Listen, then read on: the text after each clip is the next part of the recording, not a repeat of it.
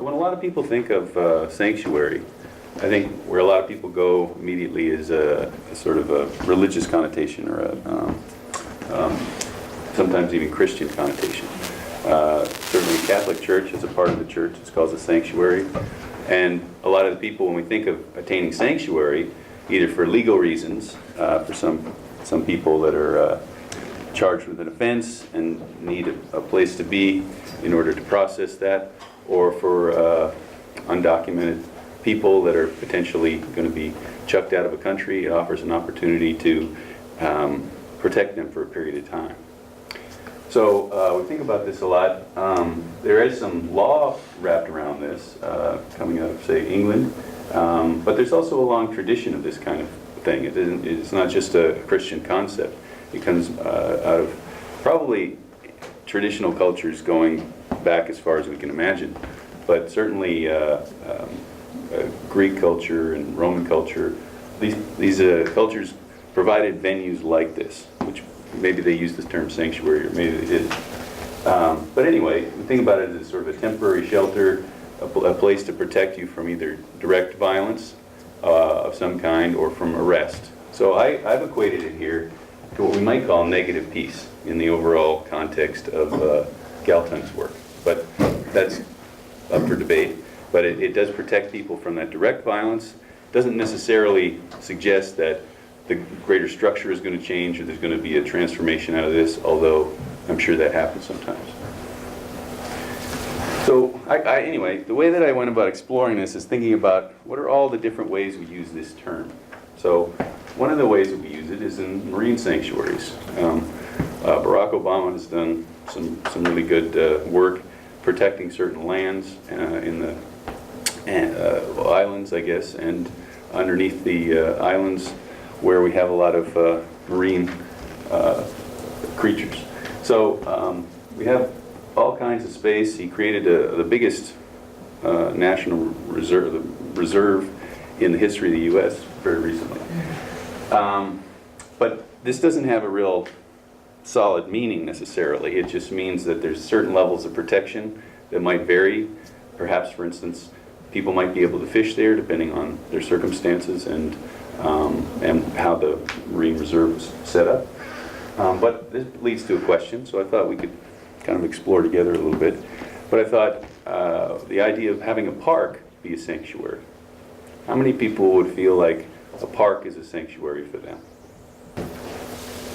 So animal sanctuaries, and when we think of places that animals go when they've been injured, a lot of times we use the term animal sanctuary. So it's certainly protecting creatures that have been hurt, and maybe even setting up a space for them to get better a lot of times. Or we've got somebody looking after the needs of some chimpanzees. I was on a chimpanzee sanctuary in West Africa when I lived there.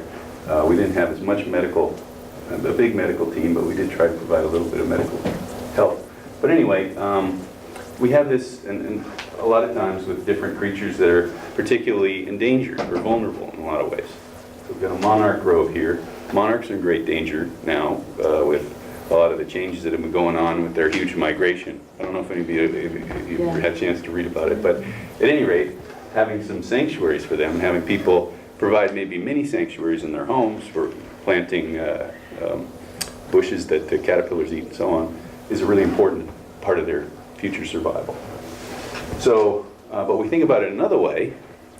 Do animals give us sanctuary? Does anybody feel that way? Okay, so when you're thinking about your special pet in your life, in what ways do you feel like you get sanctuary from them? They listen. They listen. Unconditional love. Yeah, that's a great thing, especially when we're feeling down, isn't it? So we just heard a little bit about the concept of sanctuary in some respects in British Columbia and Saskatchewan and how that was violated in many respects, but it started out as a potential place for sanctuary.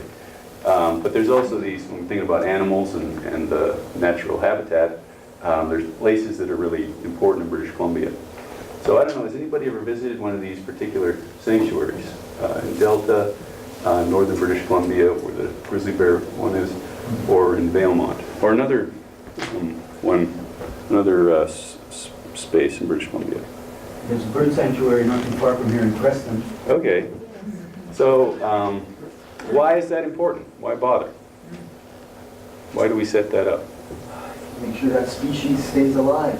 Good. There's a lot. I mean, there's a lot of birds and creatures that can benefit. I mean, birds fit into a wider web of relationships. So it's an idea that partly is protecting certain keynote or keystone species, and partly protecting the environment as a whole. So we heard about the doukhobors here.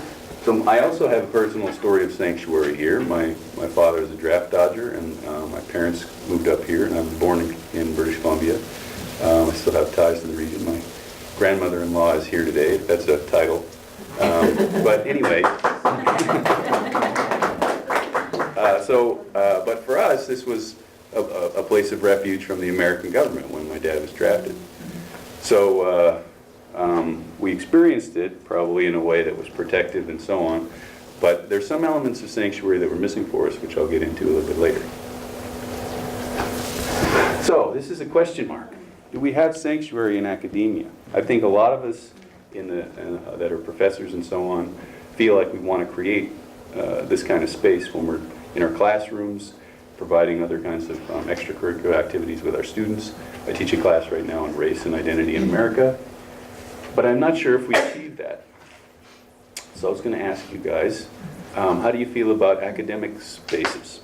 One of the ways that in the United States, anyway, I'm not sure how it's playing out in Canada, but there's a lot of trainings with respect to how the LGBTQ community is treated in the academic setting.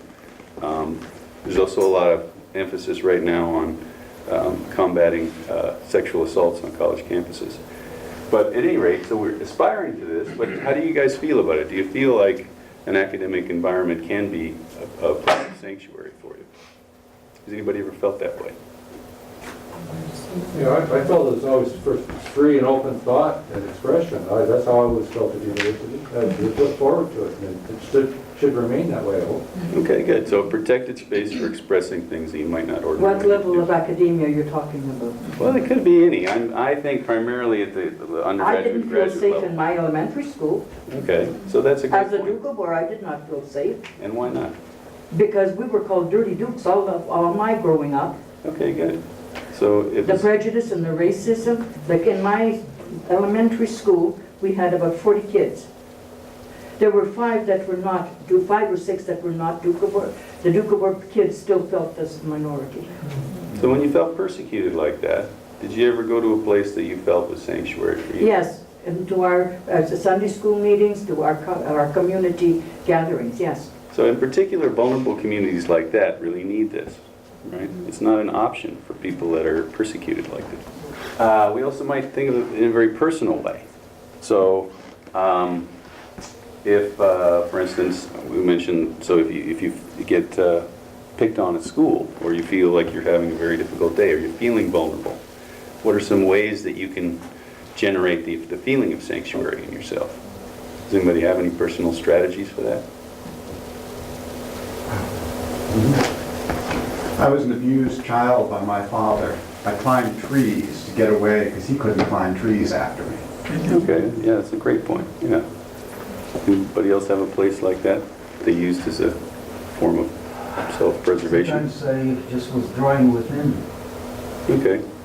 So particularly if you're an introverted person, sometimes just processing, getting in a place where you can be alone for a while. A walk in the forest, being with the trees helps, as you were saying, and also meditation. Okay, great. And I'm actually, that will lead me to the next down here.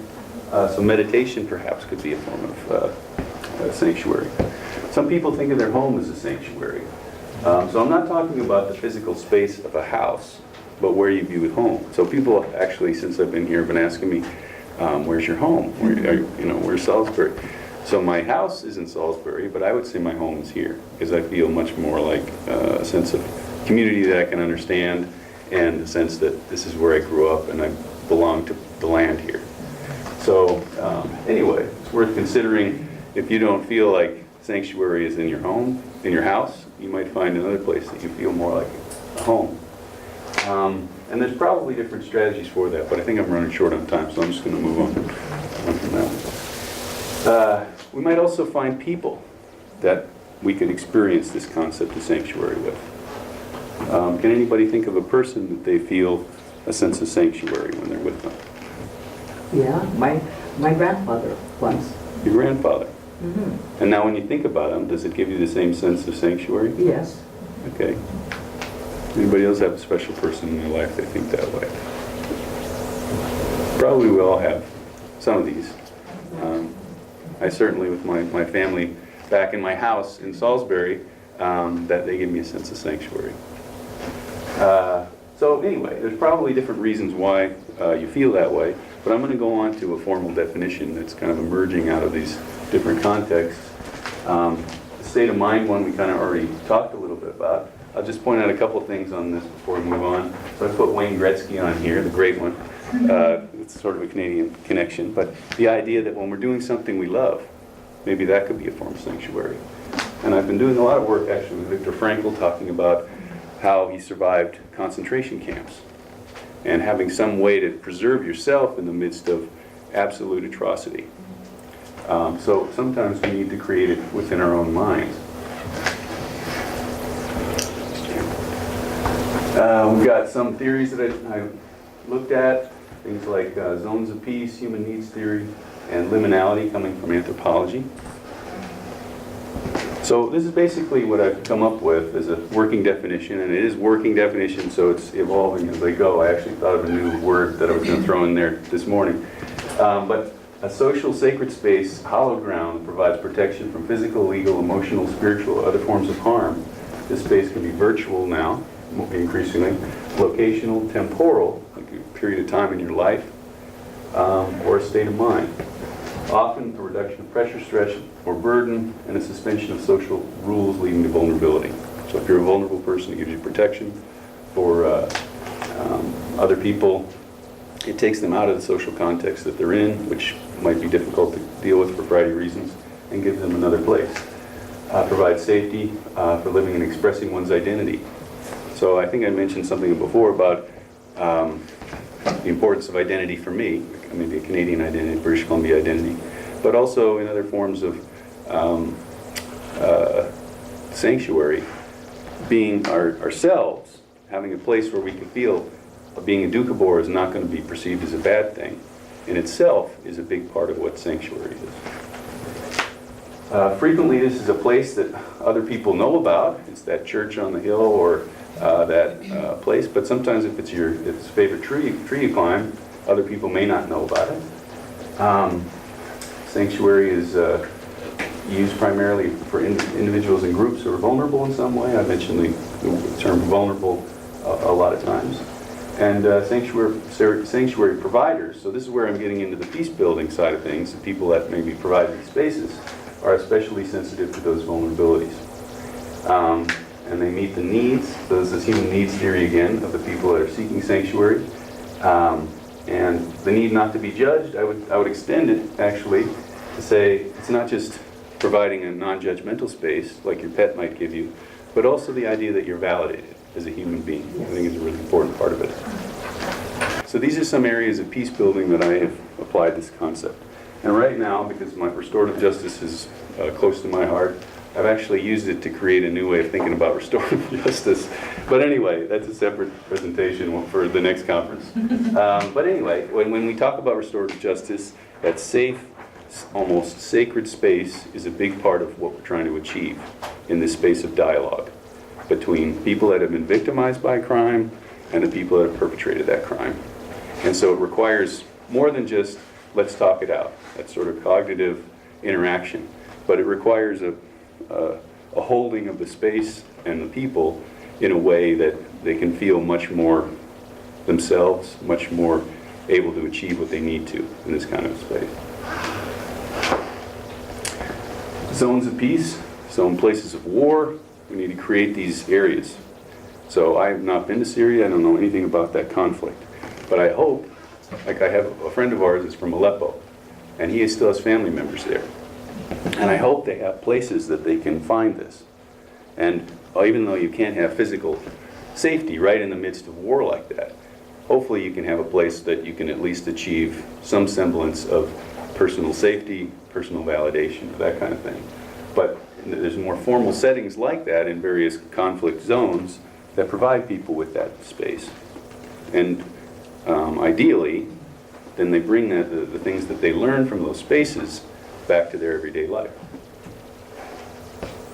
Probably a lot of us in this conference are well versed in nonviolence and social movements, so they've been conceptualized as one of these spaces where you're encountering people that share the same values as you. You're encountering people where you can just say what you need to say. You don't have to worry about offending anybody because everybody holds similar views. And importantly, it's also physical. People are present for one another. People take one another seriously when they might not get the same treatment by regular society. There's a book about it called Free Spaces. And I went to the University of Minnesota, so by Evans and Boyd from University of Minnesota, so put that in there. Sanctuary cities, we hear them. The United States is going through a lot with respect to immigration with this election cycle, and this concept is under great threat right now, I would say, by the political candidates, in particular one of the political candidates. I'll let you do the math on that. But anyway, there's no formal,